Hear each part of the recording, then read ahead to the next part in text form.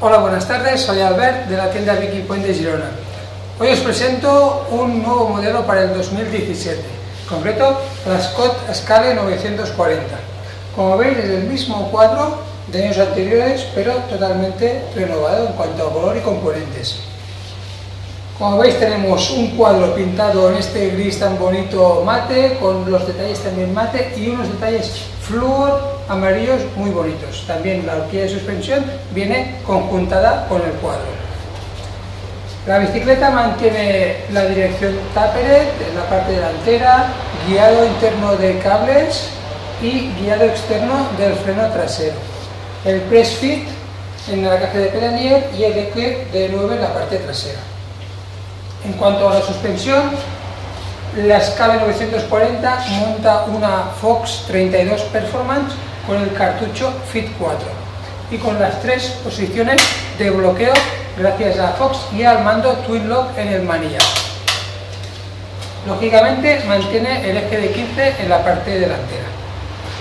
En cuanto al sistema de transmisión, monta mandos SLX, desviador y cambio trasero XT, bielas doble plato XT y cassette de 11 velocidades, 11 al 42 en la parte trasera. En este caso es un cassette SLX.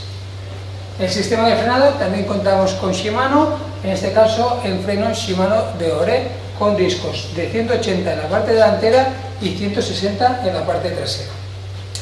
En cuanto a novedad, encontramos las ruedas Syncros X23 montadas con bujes Shimano de Ore y lo más importante es que ya son tubeless ready, que ya viene con la cinta incorporada para montar neumáticos tubeless.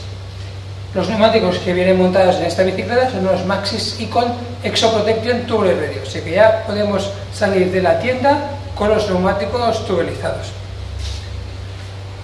El resto de componentes, lógicamente, son de la marca Syncros conjuntados con los colores de la bicicleta. Hay que tener en cuenta que esta es una bicicleta rígida, de pura sangre, de cross country, que tiene la misma geometría que el tope de gama en carbono de Scott.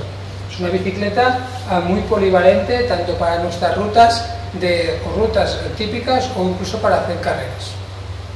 Tenéis esta bicicleta en todas nuestras tiendas físicas y la podéis ver también en nuestra página de web Viking Point, y os invito a suscribiros y a ver todos nuestros vídeos de mecánica básica y presentación de bicicleta. Muchas gracias.